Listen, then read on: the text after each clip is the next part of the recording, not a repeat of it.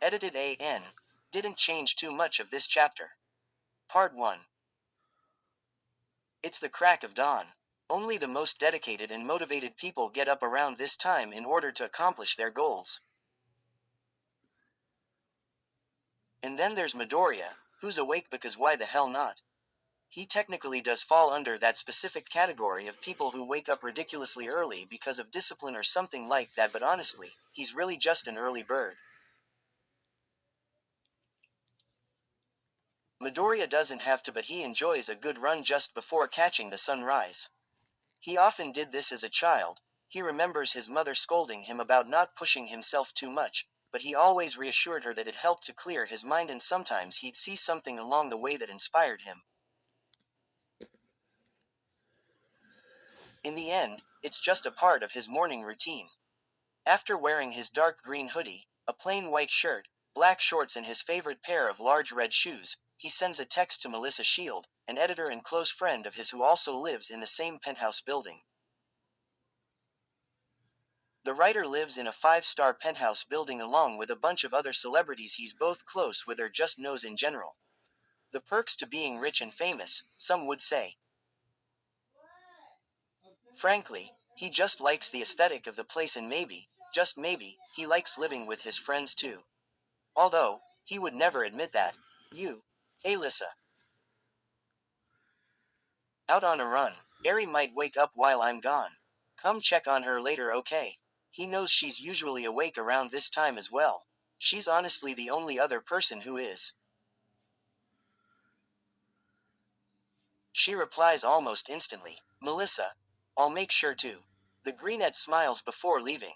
Most people who live in the penthouse building have butlers or maids, but Midoriya instructed his own butler to take care of his actual house while he's living here, so he has to rely on his friends for certain things. Although, not as much as they rely on him for basically everything. He walks out of the elevator and greets the doorman before putting on his sunglasses as he reaches the outside. He's met by the cool morning breeze.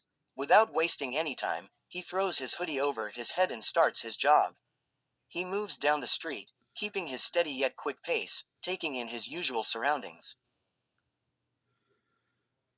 But this time, they're different. They're no longer dull and unexciting. Now everything stands out a whole lot more than it used to, and that makes him smile.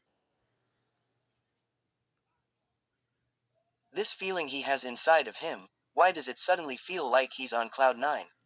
Why does he suddenly feel promoted? Stories you'll also like. Life is simple. Love is not. Izuku x Maruko, 138k 3.6k. Completed adult quirkless Izuku O. Rumi gets assigned a government liaison to help with her hero work. The problem is Rumi never wanted a partner in the first P. Checkmark one-sided 139k 5.2k. This is a Baku Deku fanfic. Izuku's dream of being a hero changes after he got diagnosed to be quirkless. That dream had become a distant a fantasy, but he soon twisted. Celebrity Scandal Iswocha fanfic 25.8k 779 quirkless. Book 1 completed, started, ended. February 25, 2023. It started from a reunion, the one of an ordinary singer in a club, Ochako Uraraka and the Devilish. BNHA. The paths he chooses. Book 1. A Fate. A Few, 149k 2.6 kits. A normal day for Izuku as he completes his normal routine and goes to school. Along the way he runs into Yui Kodai, a quiet and mysterious girl of class 1B, they Garden of Green MHA Iswocha 15.1k 453 in. Which Ochako Uraraka, in her second year at UA and no longer in denial of her feelings for Izuku Midoriya, contracts the deadly Hanahaki disease. After all, Unriki, infamous child Iswocha fanfic 15.1k 548 quirkless. Book 2 started. April 12, 2023 ended. March 2, 2025. Both Midoriya and Uraraka will face something they aren't ready for, a family, and become parents. Toget. Three Little Words 3.3K34 Izuku. Midoriya has had a crush on his ex-friend Katsuki Bakugo since they were little. He has always looked up to him and loved everything about him. He wants to tell K. Happy. No, not happy, he was already happy somewhat and recently, he hadn't been in high spirits. So no, this is much more than just happy. He stops by the convenience store, which is conveniently scarce of people this time of the day. He picks a bottle of sparkling water from the fridge and just as he's about to go to pay for it, he stops when his shaded eyes fall on an adorable pastry. He blinks. Cinnamon rolls, he says aloud, examining the delicious, swirly treat. For some odd reason, they instantly remind him of Uraraka. She's so simple yet adorable at the same time. She was such a cinnamon roll. He smiles as he thinks of her. That sweet girl with her bobbed brown hair and chocolate eyes and her rosy cheeks. She's so cute, he muses, still looking at the cinnamon rolls. After some time of staring, he lets out a soft sigh. It's settled then, I've got to buy these cinnamon rolls. He picks up 3 packs. I'm sure Eri will love some too. She's probably awake by now. He quickly pays for them and leaves the store, taking the same route back home. Once he arrives at the penthouse, his phone starts ringing. Curious, he answers it. Hello. Deku. Denki is in the house again. The hushed voice of a little girl speaks. And he's trying to eat last night's lasagna. Midoriya's eyebrow twitches. Eri, listen to me carefully, okay? He starts. I want you to walk into the kitchen and tell him that if he doesn't get out our fridge by the time I get up there, I'm going hurt him. A lot, understand? He instructs her, while walking into the elevator. Okay, she replies. Okay, I'm coming now. Midoriya hangs up as the elevator goes up. When the doors open up again, he immediately walks into his suite and looks around. Where's Melissa? Deku said you should get out of our fridge, Denki. The greenette hears a young girl's voice coming from the kitchen. Oh come on, I didn't have dinner last night and I knew you'd have leftovers so I came over. Besides you guys have tons more food and I'm just taking a little. A male voice speaks after, which finally makes Deku walk over to the kitchen. The girl puffs her cheeks, but you know what's gonna happen to you when Deku comes back. Just put it back already. The man with blonde hair and golden eyes scoffs at the little white-haired girl in a pink unicorn onesie, petting her on the head. Don't worry, unicorn. This isn't like the other times, I've got an escape plan on the ready. The girl, Eri, raises an eyebrow. Are you sure about that? The man holds his chin high, looking arrogant and exclaims, of course. I won't be caught this time, or my name isn't Denki Kaminari. Then your name can't be that, an eerily cheerful voice says from behind the blonde male, as he feels a hand on his shoulder that sends shivers down his spine.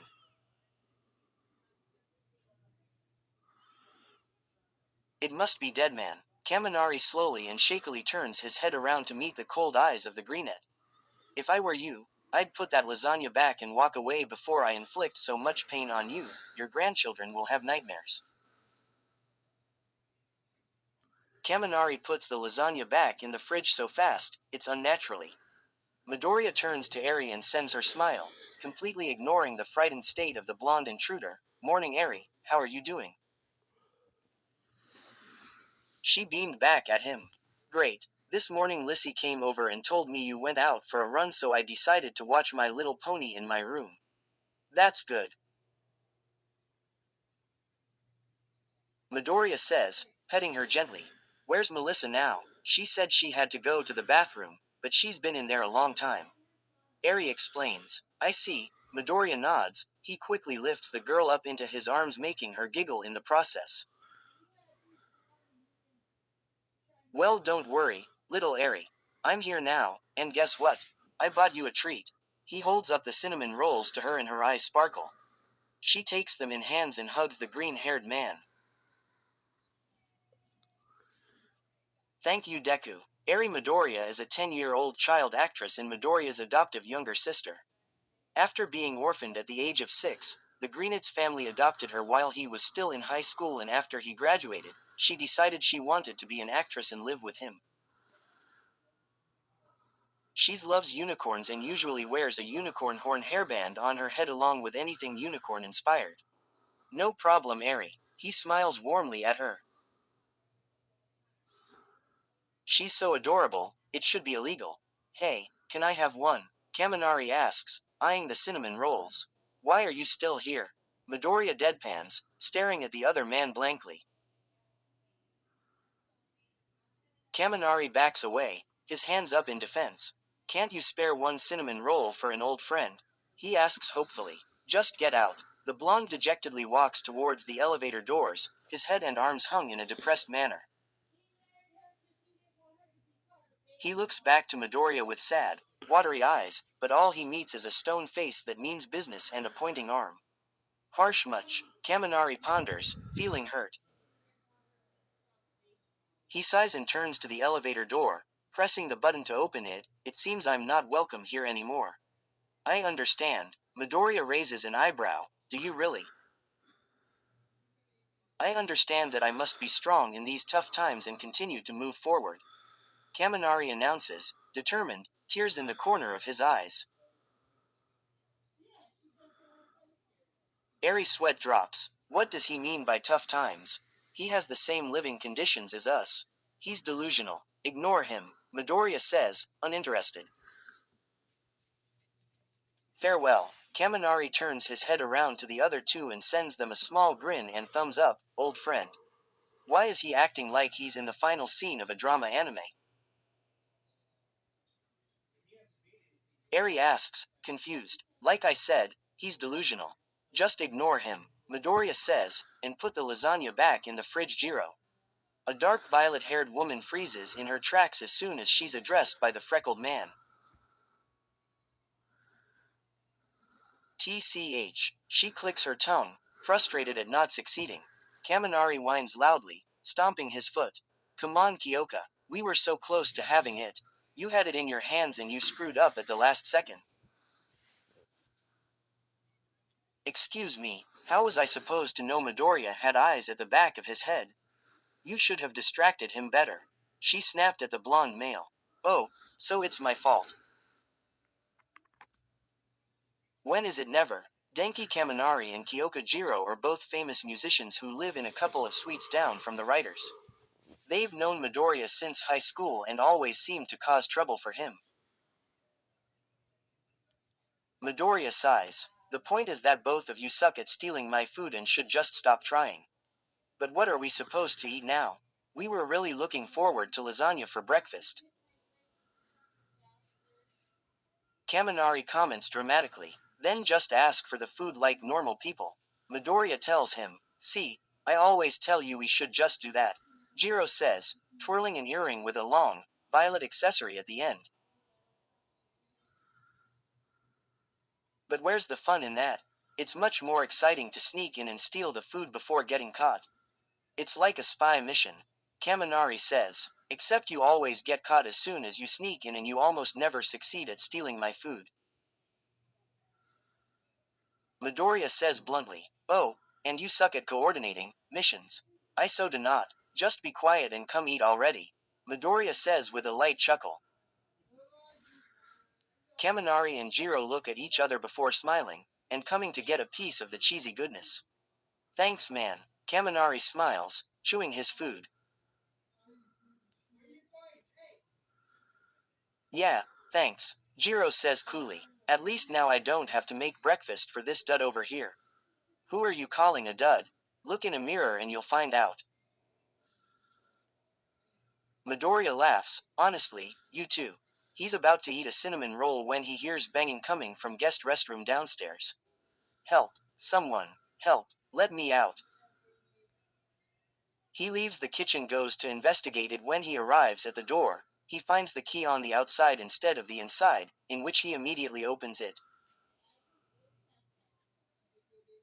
And out comes a blue-eyed blonde with glasses, panicked and panting. Midoriya stares at her bewilderedly. Are you okay, Melissa? Midoriya asks warily. Melissa stands up straight and looks up at him. No, I'm not. I went to the bathroom more than half an hour ago and then someone locked me in. Then I heard noises. I thought someone broke into the suite. It takes the Greenette a millisecond to process what the bespectacled female tells him, and he's already glaring at a certain couple. You locked her in the bathroom. Jiro and Kaminari can feel the deadly aura coming from Midoriya and gulp at the sharpness of his gaze. He's really angry. Eri, knowing not to be around when her guardian is furious with his friends or anyone in general, quickly evacuates the kitchen with a plate of cinnamon rolls and retreats to her bedroom. I'll bring you nice flowers to your funeral, she says on her way upstairs. The couple hold each other and tremble in fear as the Greenette approaches them with heavy, resonating steps. It was only going to be for a little while, really. Jiro confesses. It was all Jiro's idea. She orchestrated everything. Kaminari blames his girlfriend, in which she glares at him. What? You're the one who's obsessed with Midoriya's lasagna. It doesn't matter anymore. We're both finished. Where's Bakugo when you need him? Just when they think their lives are over, Midoriya stops in his tracks and starts laughing, much to the surprise of the others. Kaminari and Jiro blink twice, very confused that they're unharmed. Melissa looks confused too. Midoriya continues laughing until finally, he wipes a tear from his eyes and eases up. He then grins at them. You guys are so ridiculous, he says with a cheerful tone. Honestly, you'll do anything to steal our food, even locking Melissa in the bathroom. Jiro and Kaminari blink again. Whatever, I can't stay mad at you guys. The Greenette chimes, before going up to his room, a bubbly aura surrounding him now. Thanks for watching Eri, Melissa. Jiro and Kaminari, you guys can have whatever you like. And with this he's gone, leaving the three adults dumbfounded. What, that really Midoriya Izuku just now? Happy and vibrant, like he used to be. Whoa, I haven't seen Midoriya like this in a while, Jiro says, stunned. She turns to her blonde boyfriend, who shares the same expression. I wonder why all of a sudden. Who knows? Kaminari shrugs. He then turns to Melissa. Sorry for locking you in the bathroom. It's all right, Melissa says. She was really more worried about Eri at the time anyway. As of right now though, she's more interested in Midoriya. It was just like a few nights ago. He was so happy when he came home, he wasn't even bothered by Iida scolding him. It was like he was in some kind of daze. I wonder why. Tilda. Hello Uraraka. Oh hey Deku. I wasn't expecting you to call me today. How are you? Midoriya smiles. Oh, I'm good. How about you? I'm fine. I just finished some weekend homework, she answers nervously. Why do you sound so nervous? Do I have that much of an effect on you? The Greenette asks with a chuckle. What? No, it's not. He chuckles again. I'm kidding. There's a pause. So, is there a reason you called me? She asks shyly. No particular reason, Midoriya hums, taking a bite out of his cinnamon roll, savoring the taste. Ever since meeting her, he's definitely been a lot happier. I guess, I just wanted to hear your voice. Hey, I'm back with another chapter. Sorry I took so long, I honestly wasn't sure what to write, so I just decided to make a filler chapter. Jiro, Kaminari, Melissa and Eri appeared. And more characters are on the way. Edited. Hey, this is future me. I didn't edit too much of this chapter since I liked it so much and it was basically okay. Please vote and comment. Destiny style anime. Where stories live. Discover now.